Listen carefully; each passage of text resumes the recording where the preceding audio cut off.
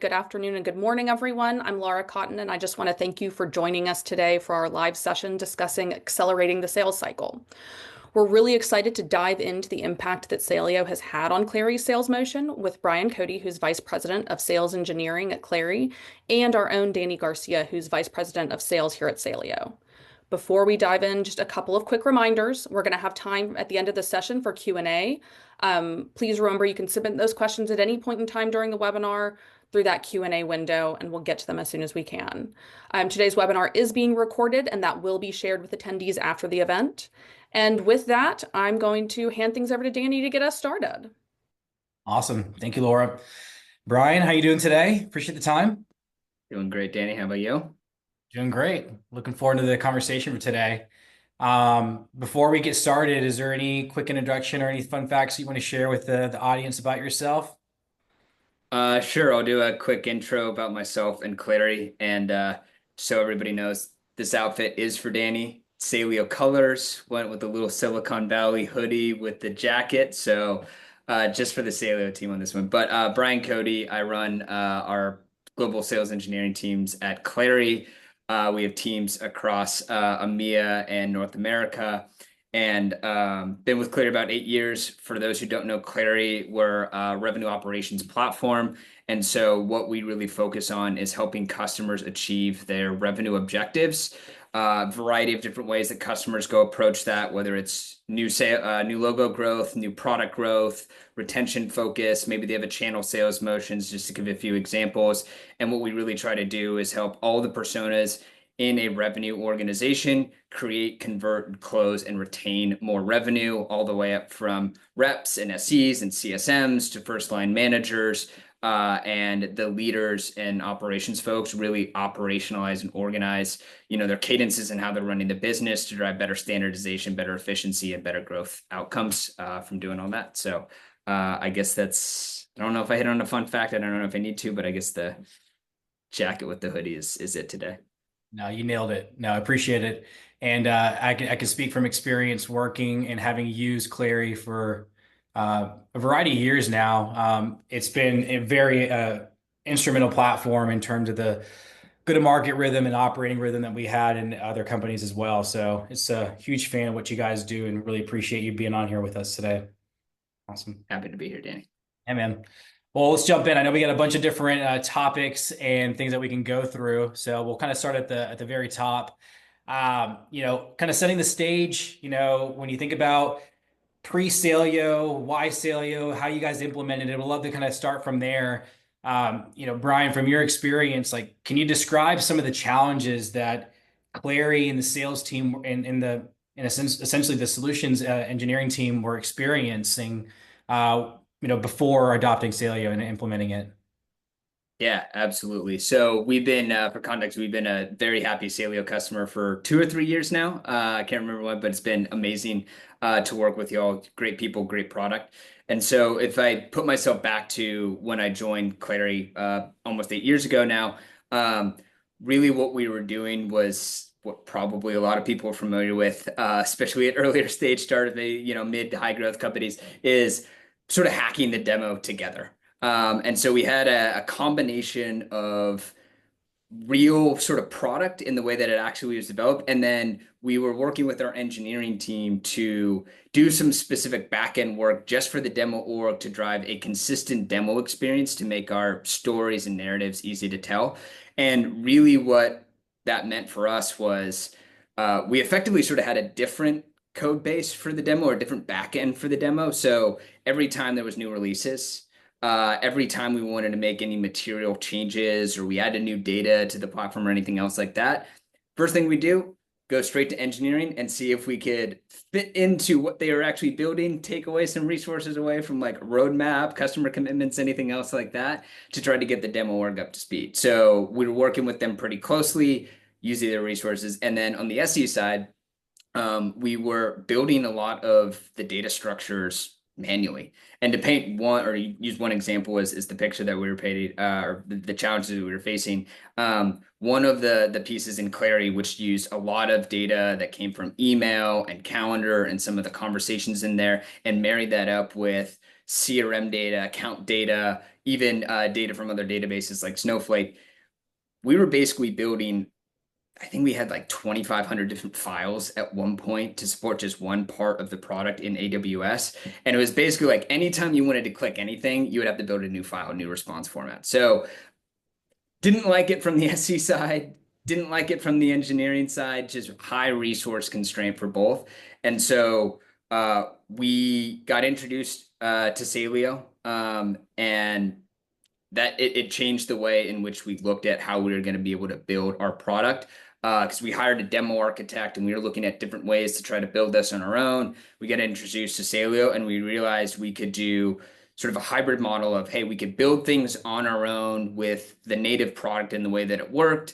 And then we could use Saleo to handle all the really hard stuff that was going to be challenging for us to build, and especially create like consistent demo stories and even build on top of those stories over time. So that's the high level history, Danny. No, I love it. And appreciate the details around that. I know this is before my time of joining Saleo when you guys did the evaluation itself, but if you touched on this a little bit, but if you could unpack it a little bit more, like what was the aha moment or the yes moment when you were evaluating not only Saleo but the rest of the market in general, that you figured that Saleo would be the best partner for Clari? So this was early in Saleo days. So, Justin was leading the deal. I think Jim like joined towards the end. And so we're working with Justin and Dan a ton. And the real aha moment, I think, for us was we did do a POC. Because I'm sure like many people out there were like, we're super complex. Like, I don't know if you can handle it, right? Like we hear that all the time in our sales cycle as well. But and so we did a lightweight POC. We targeted two parts of the platform. So we probably have Saleo touching, I don't know, 50-60% of the platform right now. But we just picked two parts that would illustrate the points of like, if we could solve this, we knew we could do the rest. And so Dan and team quickly put together, we got connected to our demo org and quickly put together, hey, here's what we could do for you guys. Like, here's our requirements. I'm like, if you can replicate this exact screen, click here, here, and here, we're good to go. They showed us that, and it was amazing. So now for the rest of it, it's just like, let's go full run. We know what we wanted to take over next and keep going. So I love it. And it's interesting that you guys have built such a powerful demo and only are taking over about 50-60% of it with Saleo as well. It just kind of shows that not every time you have to, boil the ocean, reinvent the wheel, take over everything. There's a lot of things that, organizations are able to demonstrate really well out of their product, but there's areas that it's really difficult to do. And like being able to figure out the strategy and work through where all those things fit together to make the best demo experience is really where we fit into that. So I love hearing that, man. yeah, and I think on that point too, just thinking about where the audience might be like. For us, it was like the real-time records, and for us, that was like Salesforce. Like easy to create a bunch of accounts, opportunities, create some fake data. It was all the changes to those, because what we do is we do a lot of time series snapshot in the real product, and we show you analytics and predictions that show you, like, based on these changes, here's what's going to happen. We have some connection to activity, things like that as well. And that was really hard because that meant like in real product, it's like reps are changing data every single day. We weren't going to be able to do that. And even as we thought about like, should we just automate this with scripts and Salesforce and stuff like that? It's like, well, then the story's going to always be the exact same. The projection's always going to be 100% accurate. Like there's going to be some weird things. And then it's like, hey, if we actually want to change the story at one point, we've got to wait for the product to catch up 6 months to capture all the historical changes, things like that. And Saleo is just like, nope, you want to change the way the story looks right now? Do it in an hour, maybe two, depending on how deep you're going in. Yeah, absolutely. I mean, back in the day, like back in the sales engagement days, man, like we would spend a portion of our day a couple times a week where we would actually send out emails, make phone calls to each other, get on a Zoom video to have something populate into the before anything like this existed. And so, yeah, you had to get pretty scrappy with the way that you were delivering things and being able to showcase the value of the product. So it's a completely different world being able to have something like this and just inject the real live data into your product. And then everything's going to start rendering naturally the way that it should be. As a customer of yours that's been using you for a year or longer can experience on their own, right? One of the things that you touched on earlier, when you think about like some of the challenges that you all were experiencing, we see that across the board. It all boils down to inaccurate demo data, something that's just lost the context. It's outdated as well. So you're looking at dates from like 2 years prior. It just doesn't tell the natural story, or the age-old kind of saying. It's like, imagine you can picture this experience or this workflow actually giving you this particular output. Like those things, as you're not the only ones that are experiencing some of those challenges, and it's not easy to solve for. So I'd be curious from your perspective, who was all involved, or who did you bring into the table when it came to making a decision and creating an evaluation for this? Yeah. So let me actually start like one step ahead of that. So at the time, we didn't have any capability to help us solve the live demos. And so this was going to be a net new purchase for us. And I didn't have any budget for it. So, but then once I saw like the POC, like I was like, okay, we got to figure out a way to do this. So um, we brought in product marketing, was one. And we brought in representative from product and engineering. Those were like the two people that we brought in, because product marketing wanted to, obviously you're consumers of the outputs of the demos, website screenshots, interactive tours, et cetera, like all that good stuff. And then given some of the inefficiencies that I just talked about, product and engineering were key folks to bring in.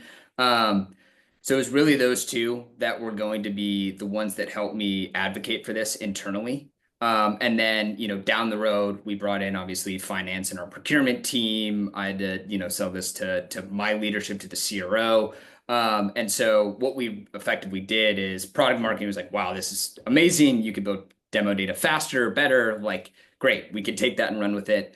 Product was like the easy one where they're like, okay, great. Like I'm so like, I think that was maybe 15 minutes of a call. But that was pretty easy. And so what we actually did is, again, we didn't have any budget for this. It wasn't a budget initiative. This was also earlier in my days as an SE leader. So I was like, all right, I got to nail this. We got to get this tool in here. What we did is we broke down the ROI, and our ROI was really just focused on efficiency gains at first, which is get product, building real product, not doing stuff for the demo, and get the SEs more efficient at keeping up pace with product to go build better demos. And so we did two exercises on the product and engineering side. We work with a few folks over there, and what we basically broke it down into was, on average, it was half an engineering head per quarter to do demo work to get us up to speed on where the product was. And so we just broke down the cost of what that looks like for a junior engineer. And we basically came to an equation of like, this is how much we're going to save by getting half an engineer a quarter off the demo work. We didn't even talk about like, hey, we didn't even have to go through the ROI exercise of like, this is what it might do for our roadmap so we could develop a little bit more, but it was just the cost savings alone from that front. And then on the other side, we did an analysis on the SE team, and just to give one anecdote to kind of paint the point there. One of our SEs who was one of the better ones in helping us build in the demo environment, was really focused on doing that. It took him about 10 to 15 hours to build a new dashboard. Because again, we were doing a lot of it on like back end, like JSON level work of like, it was painful. I don't need to go into it, but it took him 10 to 15 hours. In real production instances, it was a 30-minute process. Like if you're going from scratch, like I have to set up all my like basic reporting views. I have to design the dashboard, right? Like if you're going from like 0 to 100, it was maybe 30 minutes. So the factor of that like spoke volumes for our teams internally. So when we went to go get this approved, it was pretty easy. One, having sponsors that were advocating for us. But once we broke it down in those two areas, it was a no-brainer for finance and our CRO. I love it. It's powerful. I mean, and it's also, it sounds like you did a really good job navigating like the different requirements, or kind of what's going to move the needle for either side of the equation, whether it's from product marketing or from a sales perspective as well. So those are two different avenues that you have to kind of tackle at the same time. So I love hearing that. Um, Kind of moving into the overall impact into the sales cycle itself at post implementation, kind of starting from the very beginning of that process. Like, what was the rollout of Saleo like at Clari? Because this, like you mentioned earlier, you didn't have budget for it. It was a groundbreaking solution for you all. It hadn't really seen it in solving a big problem, but it's a change, right? And anybody in the go-to-market doesn't really love change at times. So, like, what was that process like for you guys? So first thing first, like great partnership overall. Like really worked well with the teams. Like everybody has maybe their own design preferences on like the demo. I'm gonna save that as we talk a little bit more about like best practices on like what we learned during implementation, like what we could have done better. But once we got it deployed, I'll start with paraphrasing our CRO right when we rolled this out. He was like, "Oh my God, Saleo I love Saleo. It's so easy. Like I just hit this play button, and now my demo did. It was like he was coming from the old world, right? We did this like migration. We had sort of had this little overlap. So he came from the old demo environment. We had the new one, and he's like, I just hit play, and all this data is way better, and I'm able to interact with it in ways that I wasn't historically. Like game changing. And it was like, I was a little nervous about rolling this out because it was like my first like real big tech buy, like, rollout. So I was like, are the reps going to adopt it? What's actually going to happen here? Rolled it out and there was like no noise. She's like, yeah, no, it's easy. You hit play, like log in, hit play, you're good to go. So it was really great from that perspective. And I guess as we think about like what's the impact it's had on the organization. Um, so if I put ourselves back 2 years ago now, we really focused a lot on solution selling. That was our theme two kickoffs ago, especially as we become more of a platform, more offerings, more entry points, different ways to talk about all our different solutions. And so we really wanted to uplevel the entire organization on building really strong executive point of views on how we're going to make an impact to a customer. And then for the SEs, how are you going to build a really solid demo story throughout the sales cycle, right? So you add a bunch of as you acquire a bunch of products, like you're not just clicking through the exact same way that you used to. Like you have to be a lot more agile. And so we've really focused on driving storytelling, making sure that we're talking about value, not features. And so since that point, and right around then, like we were starting to do more and more with Saleo. We were able to, unlike SEs, we're doing more customizations in certain areas of the product, which they weren't able to do before. And so looking back at improvements to win rate, we've seen an 11% increase in new logo win rate since that time. And I think Saleo has been a big piece of that, and it's helped driven some of the arguably like the important things, which is like how an SEO tells a really good story and based off of that executive POV that the rep and team has built. I love it.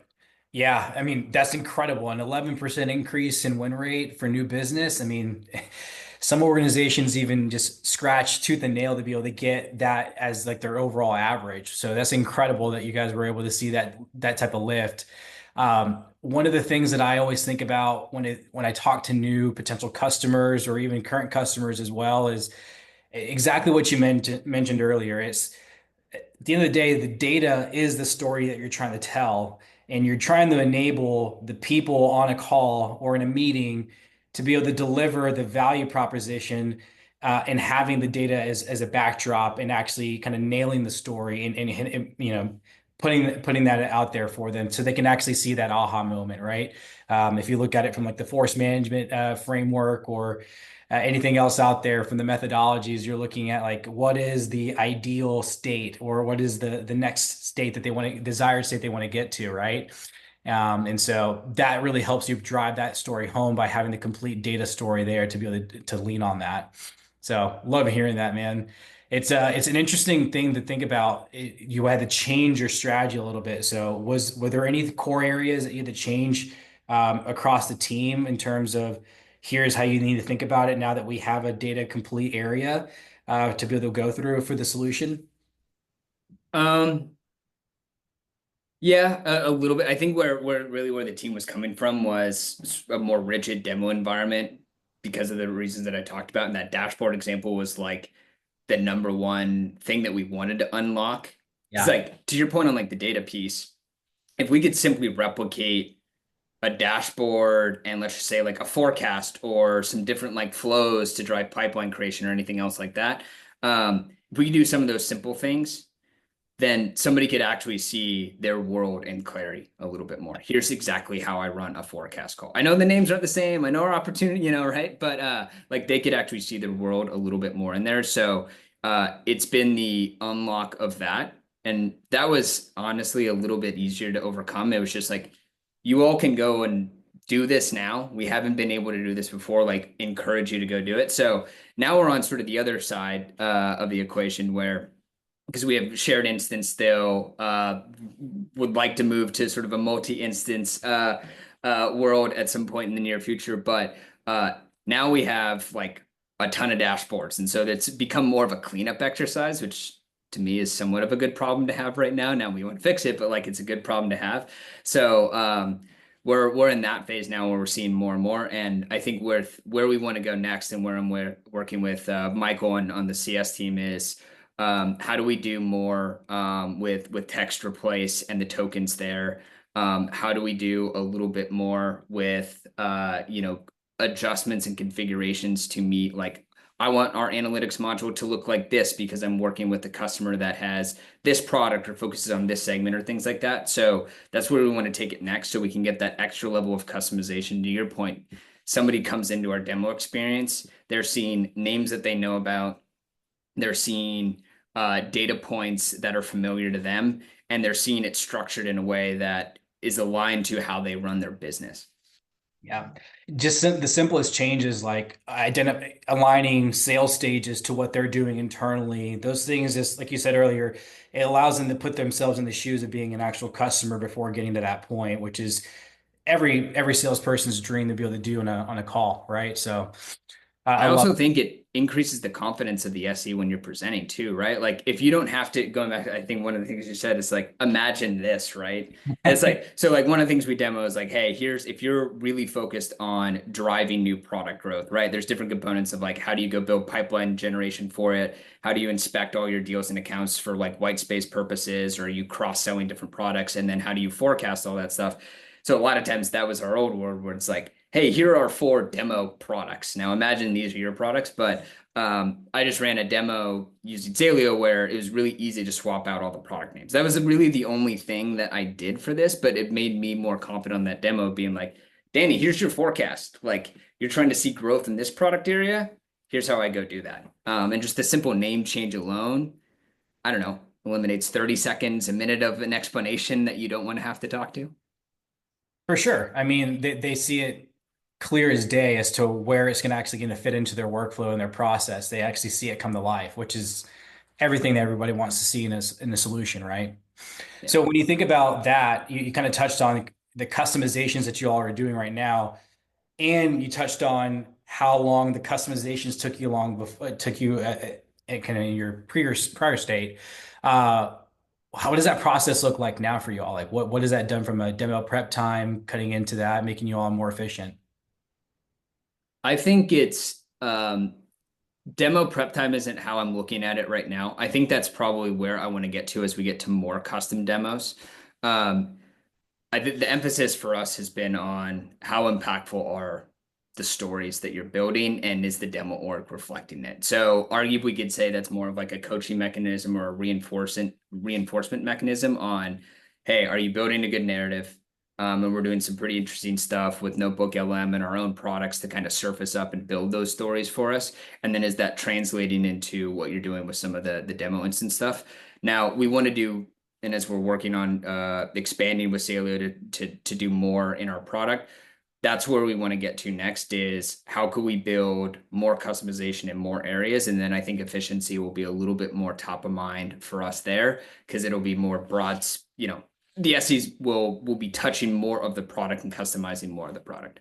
Yeah, absolutely.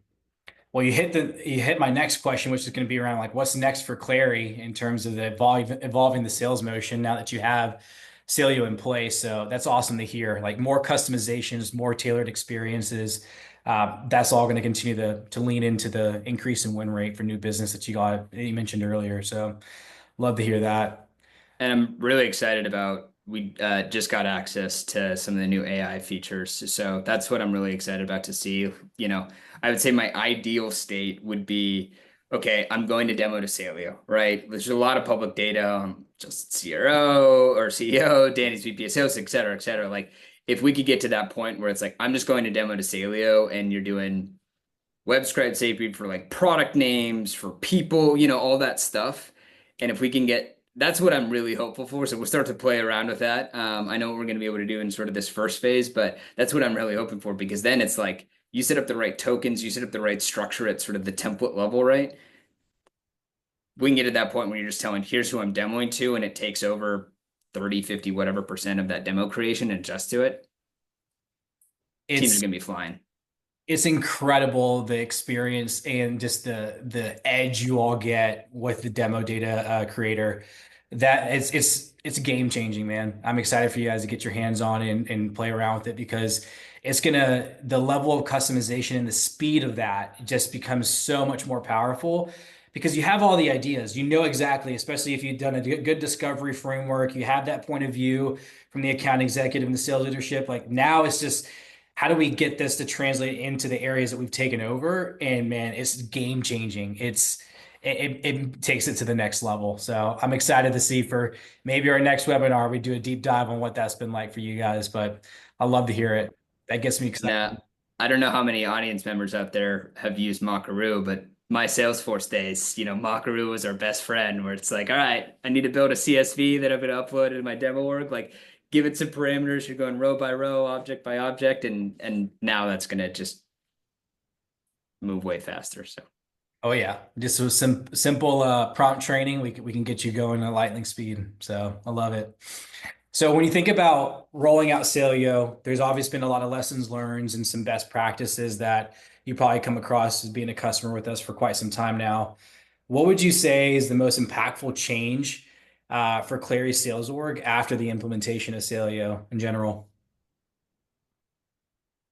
um, I think it probably goes back to the solution selling motion. Obviously, you know, you go look at, you know, the 11% increase in win rate. That's important for us. I think what we would like to see is obviously as we move forward, more velocity, more custom demos and the velocity that comes with it. But it's just been that simple change for us of before static data, you know, one demo org, static data, a lot of imagine this is, you know, type of conversations to after like 2 meetings, here's what this would look like, you know, customers being able to see them in uh our environment in an easier way. And maybe just as sort of a different or a thing to add to that. One of the things that has been a popular way to experience Clari is what we call a connected demo. And so what we do is we get connected to your instance and then we demo it back to you. And that's been our way to really resonate with a customer, right? The benefits there that maybe Saleo can't touch is like customer can see what their projection is for the quarter, right? As one example. That's really powerful. But what we're trying to do is because that takes a long time to get approval for. Mostly, it's actually pretty easy to stand up, but security doesn't want you touch. You know, security is always like, don't touch our data unless you really want to. And so we got to sell to get connected to that data. So we're viewing Saleo as the middle ground between those generic sort of demos and what's really effective, which is our connected demos, which have 60+% win rate. They don't slow down the sales cycle. So if we can increase the win rate and run a faster cycle, that's the hope there. Yeah. Get closer to that connected demo experience. And that's without having to do the POC. Is that right? Yeah. Love it. That's awesome. Yeah, I mean, it goes back to the storytelling. If you're actually able to nail the story by being super relevant and the data that you've learned and the insights you've gleaned from the conversations, it can help eliminate the need for even having to go down that rabbit hole. Because, like you mentioned before, there's so many obstacles that you got to get through just to even connect to someone's, Salesforce environment or anything, their CRM in general. It's a lot of sensitive data that you have to go through. So it just adds complexity into the sales cycle. curious from you, hindsight's always 2020. When you think about just if you were to look back, any suggestions for the audience, for anybody listening to the recording here on if you were to implement a solution like Saleo or Saleo in general, uh, what were some of the suggestions you'd give them or things that you would do differently? Yeah, so phenomenal question. Like, yeah, I think we learned a ton in our implementation process. And honestly, a lot of it was on us. I think Sailor's early stage, so everybody's still learning at that point. But I think from our perspective, it was we were not as clear in how we wanted the demo to be built and took some assumptions as we should have been. And so there's two ways I would break that down. One, with any technology, there's a lot of clicks that you can make at any single point, right? So there's so many different variations of data that you could build. But you don't need to build all that to sell effectively to tell a good demo story. So for us, it really came down to after we did sort of the first version of deployment, we're like, okay, we got to think about things a little bit differently. It really came down to areas of the platform where Saleo is taking over. How do we give ourselves the flexibility to be able to tell different types of stories? And we decided that like basically there's two drivers for that. There's like a time period driver for us, and then sort of the lens of view of the data that you had, and those would really change the data or allow you to change the data. And everything else from there, we decided that like, hey, we want to decrease numbers on the screen or something like that. Let's find more creative solutions just to drop that down by a factor of 30 or something like that. So there was the sort of the trade-offs between entire like full levels of flexibility and the data management side, and finding where you want to be on that spectrum is important, because Saleo is really powerful. You can create tables for anything. You can create data for everything. Now with AI, maybe this pushes you a little bit more to the full flexibility side. But for us, we had to really find where that line was. And so a lot of our early implementation was us kind of figuring out what does that actually mean. And then I think that the second piece there was we could have been a lot more clear on what data outputs we were trying to get. And that tied into some of like how we wanted to build a flexible tool, manipulate the data and stuff like that. But we could have been more clear on, we want to go through this type of user flow. So we want the data to be able to change here, here, and here to provide the right recommendations to your team so that it's like, okay, got it. I see where you want to be flexible. I see where we need to maybe think about different types of solutions, and we don't want a full extra, another table, subtable, et cetera, type of a thing. So that was the biggest thing for us, was that level of requirements and that balance of flexibility and sort of more of a where we want to be flexible, where we didn't. Yeah, absolutely. I mean, we talk about it internally all the time, and obviously with prospects as well. But the data is the story, and one of the things that you have to really hone in on is what is the problem that you're trying to solve for, or what is the story that you're trying to tell, and then what is the data that actually helps support that data that you need us to take over, right? And so, walking back that problem and figuring out what is the data integrity to do it, how do we make that scalable so that to your point for the future state, you want to be able to make more tailored customizations. Well, can we tell one really good story now? And then how does that evolve for us if we want to get others to be able to make tweaks or changes to this story for later on in the future, or for other specific use cases for verticals and industries that you may be selling into, right? That next level personalization is like, how do you actually take it to that next stage? So I love to hear that. Um, Any advice for the audience here when looking at considering a demo platform? Well, I'm really happy. Like the space has grown a ton. There's a lot of great players in the space, and so I think it comes down to one, the constituents that you need to work with. Like I think what's really important in this area is like the interlock between PMM and SE, and figuring out the right balance between what you need across both of those organizations. The better interlock you have with both of those teams, the better alignment you can get on what you're actually going to invest in and what's priority. I think in how I've sort of where we've landed, and this still holds true, is if SE like live demos still are sort of core for us because SEs are touching a wide set of customers with a wide set of use cases, different requirements and nuances and things like that. And we're trying to build demos for that. And if we can solve the live demo, then we can feed the rest on like, hey, here's a new use case. Like, it's actually works really well, driving a lot of customer value. Like, if an SE builds a custom demo for that, then product marketing can inherit that for like website tours or anything else like that. So I think that's probably the biggest stakeholder in figuring out where the space is right now, and balancing the different needs, and aligning on the needs between those two roles. I love it. That's great advice. Coming up towards the end here, looking at through some of the questions from the audience. I think it's good to move into some of the Q&A. You good with that, Brian? Let's do it. Awesome. So I think we got one open question right now, and it's asking, can Saleo run without an underlying instance? So kind of a loaded question. Just want to make sure I understand it. So at the end of the day, yes, we're going to render naturally on an application. We take over the endpoints that we need to.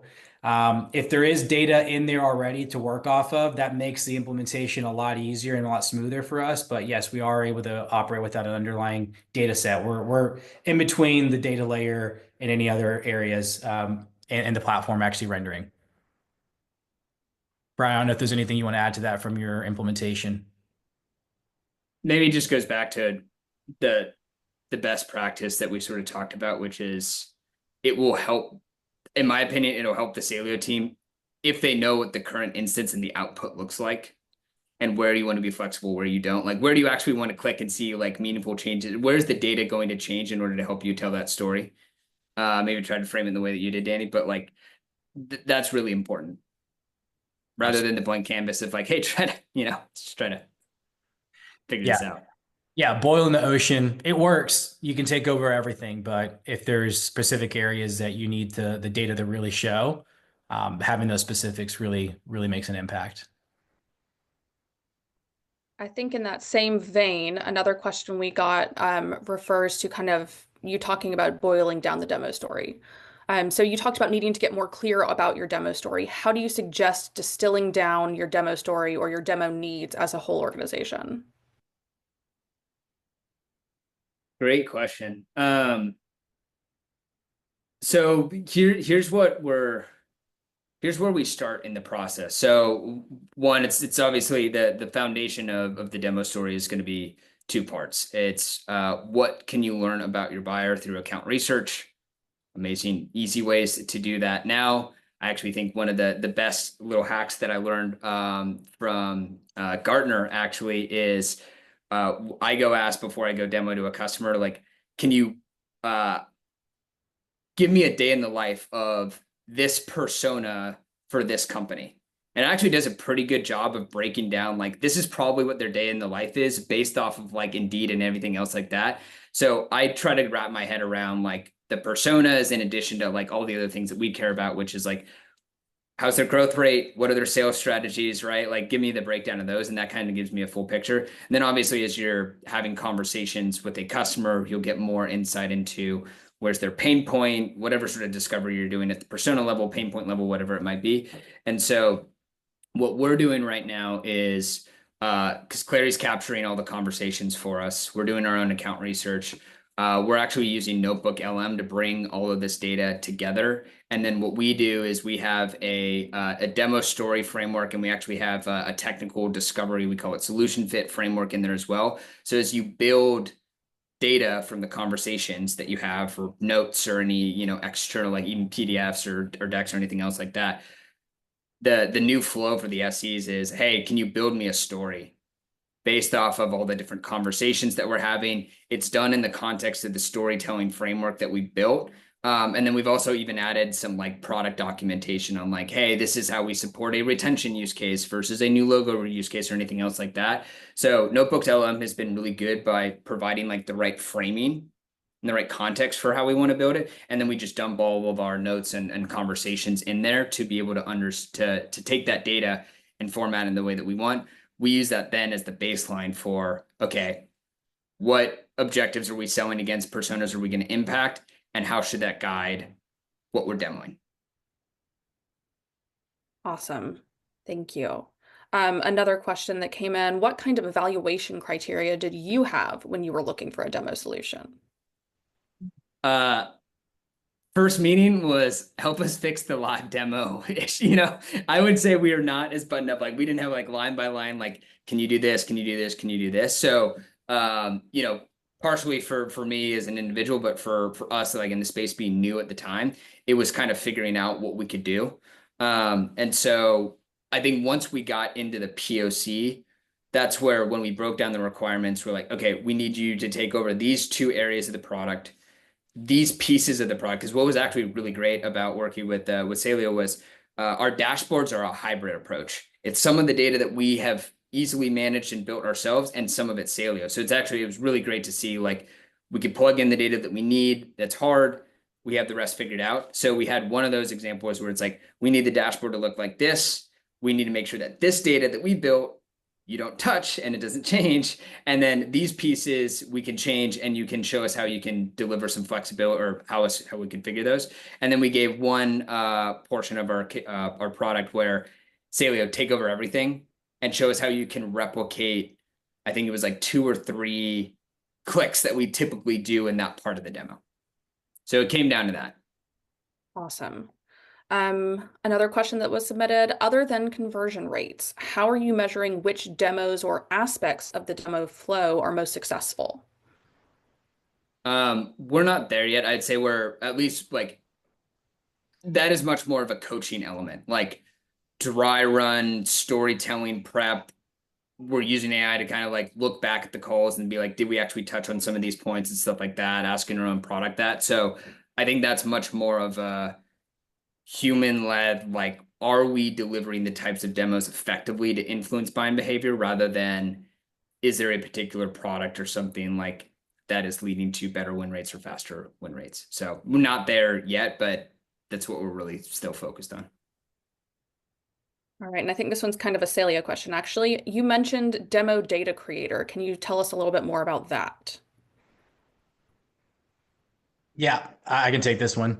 So from the data creator, excuse me, imagine a world where you're actually able to go in and make specific prompts and queue up the data that you need that is relevant to the audience or the industry or vertical that you're speaking to. So you can inject live in our instance of Saleo, you're able to actually input in specific prompts and get it to output the data that you need to, whether it's specific products for a specific industry vertical, it's SKUs, if it's a story, if it's an email content, like you can really, sky's the limit of where you can take this into, but it's a way to automate and leverage AI to be able to use and inject the data at scale. So rather than having to go line by line, AI is taking the heavy lifting off for you. You guys Awesome. ran a great webinar a couple weeks on Yeah. that, launching it. So that was a good one. Well, thank you so much. We're right at the end of our time, actually, at this point. Brian, Danny, thank you for sharing your insights and your experience. I know I learned a lot, and hopefully everyone who joined us today did as well. To everyone who's on today, thank you so much for joining us for today's session. We appreciate you taking the time to be here. We encourage you to share your feedback or any new topics for future episodes in the exit survey. And just as a reminder, you will receive a recording of today's webinar within about 24 hours. Thank you again, and we hope to see you back soon. Thank you. Thanks, Brian. Thank you all. Laura.